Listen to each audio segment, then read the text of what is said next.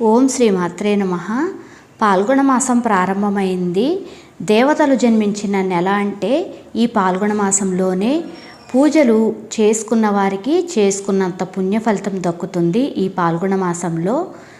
అదీ కాకుండా లక్ష్మీదేవి పాల్గొన మాసంలోనే జన్మించింది. ఈ మాసంలో ఏ ఏ పరిహారాలు చేసుకుంటే ఎలాంటి ఫలితాలు కలుగుతాయి అనేది ఇప్పుడు వీడియోలో తెలుసుకుందాం. తెలుగు నెలల్లో చివరి నెల పాల్గొన మాసం. పాల్గొన మాసానికి చాలా విశిష్టత ఉంటుంది. ఫిబ్రవరి 28 పాల్గొన మాసం ప్రారంభమై మార్చి 29తో ముగిసిపోతుంది. ఈ నెల రోజులు కూడా చాలా పవిత్రమైన రోజులు. ఎందుకంటే ఈ పాల్గొన మాసంలోనే ఎంతోమంది దేవతలు జన్మించారు. కాబట్టి ఇంతటి దివ్యమైన పాల్గొన మాసంలో ప్రతి ఒక్కరూ కొన్ని నియమాలను పాటించాలి. పాల్గొన మాసంలో చేసే చిన్న పనైనా సరే ఎంతో ఎక్కువ ఫలితాన్ని ఇస్తుంది. చిన్న పూజలు కూడా చాలా శక్తివంతమైన ఫలితాలను ఇవ్వటమే కాకుండా శక్తివంతమైన పరిహారాలు చేసుకోవటం వలన కూడా మన జీవితంలో ఉన్నత స్థాయికి ఎదుగుతారు. ముక్కోటి దేవతల ఆశీర్వాదం, సంతోషకరమైన జీవితాన్ని గడుపుతారు. పాల్గొన మాసం పూజా విధానం, పాల్గొన మాసంలో పాటించాల్సిన నియమాలు ఏమిటి అనేది ఈ వీడియోలో తెలుసుకుందాం. మీరు కనుక నా వీడియో ఫస్ట్ టైం చూస్తున్నట్లయితే ప్లీజ్ సబ్స్క్రైబ్ మై ఛానల్. అలాగే వీడియోకి ఒక లైక్ కొట్టడం మాత్రం అస్సలు మర్చిపోవద్దు.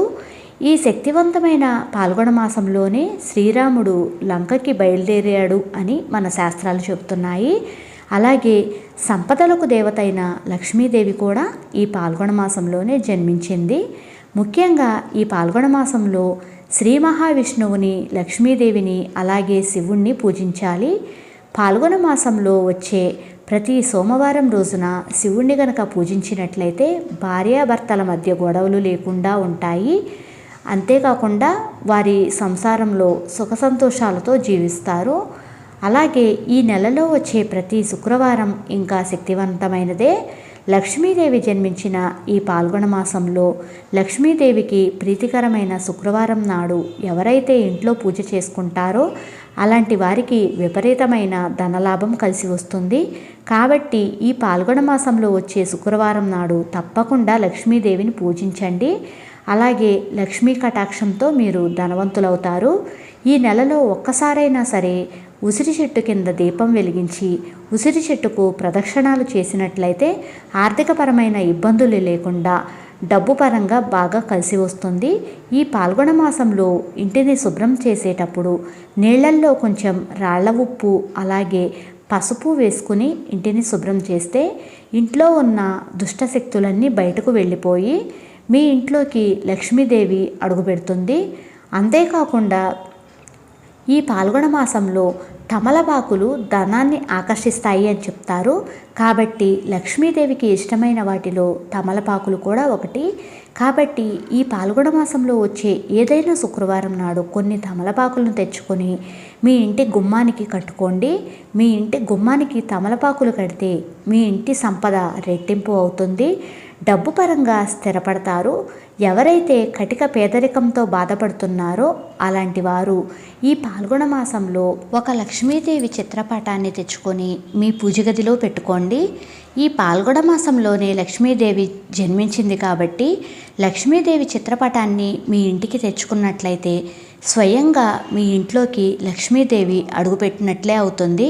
ఇంటికున్న పేదరికం మొత్తం తొలగిపోయి ఆకస్మిక ధనలాభాలు చేకూరుతాయి. అంతేకాకుండా లక్ష్మీదేవి ఆశీర్వాదంతో మీ ఇల్లంతా డబ్బుతో నిండిపోతుంది. ఈ పాల్గొన మాసం నెల రోజుల పాటు మీ ఇంటి గుమ్మం పచ్చగా ఉండాలి. ఇంటి గుమ్మానికి పసుపు రాసి నిండుగా కుంకుమ బొట్లు పెట్టుకోవాలి. ఏ గుమ్మం అయితే పచ్చగా ఉంటుందో అలాంటి ఇళ్లల్లోకి దేవతలు అడుగు పెడతారు.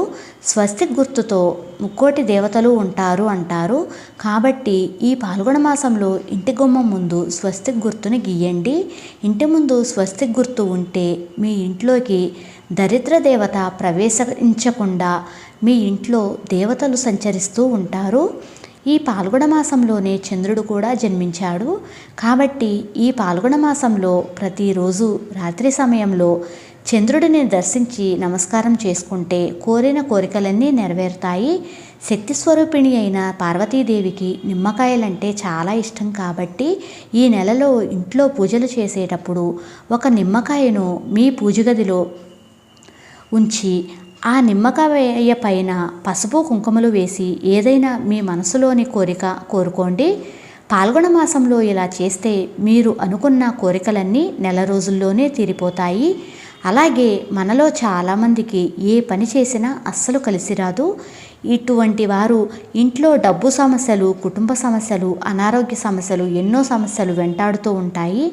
అలాంటి వారు ఈ పాల్గొన మాసంలో ఒక గిన్నెలో రాళ్ల ఉప్పును వేసి మీ ఇంట్లో ఎక్కడైనా ఒక మూలన ఉంచండి. ఇలా చేస్తే మీ ఇంట్లో ఎలాంటి కష్టాలు లేకుండా మీ ఇల్లంతా ఐశ్వర్యంతో నిండిపోతుంది. దేవతలకు అలాగే కాకులకు చాలా దగ్గర సంబంధం ఉంటుంది. కాబట్టి దేవతలు జన్మించిన ఈ పాల్గొన మాసంలోనే మీ ఇంటి ముందుకు పక్షులు కానీ కాకులు కానీ వస్తే వాటికి కొంచెం బియ్యం కానీ గింజలను కానీ వెయ్యండి. మీ ఇంట్లో ఏ కష్టాలు లేకుండా సిరి సంపదలతో జీవిస్తారు. అలాగే మీ ఇంట్లో నల్లచీమలు కనుక కనిపించినట్లయితే వాటికి కొంచెం పంచదారను వేయండి. ఇంట్లో నల్లచీమలు కనిపిస్తే చాలా మంచిది.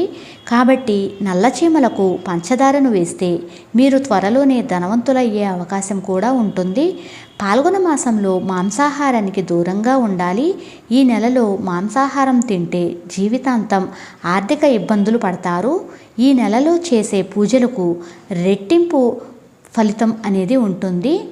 కాబట్టి ఈ పాల్గొన మాసంలో మీ పూజ గదిలో శ్రీ యంత్రాన్ని పెట్టుకోండి. శ్రీ యంత్రానికి చాలా శక్తి ఉంటుంది. కాబట్టి ఏ ఇంట్లో అయితే శ్రీ యంత్రం ఉంటుందో అలాంటి వారి ఇళ్లల్లో డబ్బు పుష్కలంగా ఉంటుంది. అలాగే ఈ నెలలో వచ్చే ప్రతి శనివారం నాడు ఏదైనా ఒక దేవాలయానికి వెళ్ళి ధ్వజస్తంభం చుట్టూ 5 ప్రదక్షిణలు చేస్తే భార్యాభర్తల మధ్య అన్యోన్యత పెరుగుతుంది. అంతేకాకుండా కుటుంబం యొక్క సమస్యలన్నీ తీరిపోతాయి. ఈ నెలలో వచ్చే పౌర్ణమి రోజున కల్లుప్పును తీసుకుని మీ ఇంటికి తెచ్చుకుంటే ఆ ఉప్పుతో పాటుగా లక్ష్మీదేవి కూడా మీ ఇంట్లోకి అడుగు పెడుతుంది. పాల్గొన మాసంలో చేసే దానాలకు 1,000,000 రెట్ల పుణ్యఫలితం లభిస్తుంది. ముఖ్యంగా ఈ పాల్గొన మాసంలో వచ్చే ఏకాదశి రోజున ఉసిరి చెట్టును పూజిస్తే ఆయురారోగ్యాలు కలుగుతాయి అని మన శాస్త్రాలు పండితులు కూడా చెబుతున్నారు. అలాగే ఈ పాల్గొన మాసంలో చేసే ప్రతి ఒక్క పూజ కూడా స్వయంగా దేవతలకు వెళుతుందట. అంతేకాకుండా ఈ పాల్గొన మాసంలో ఇటువంటి నియమాలతో నిష్టలతో పూజ చేసినట్లయితే వారి ఇల్లు అష్టైశ్వర్యాలతో నిండిపోతుంది అని మన శాస్త్రాలు పురాణాలు చెబుతున్నాయి. మీకు గనక ఆ వీడియో నచ్చినట్లయితే ప్లీజ్ లైక్ చేయండి, మీ ఫ్రెండ్స్కి షేర్ చేయండి. Thank you for watching. Please subscribe my channel.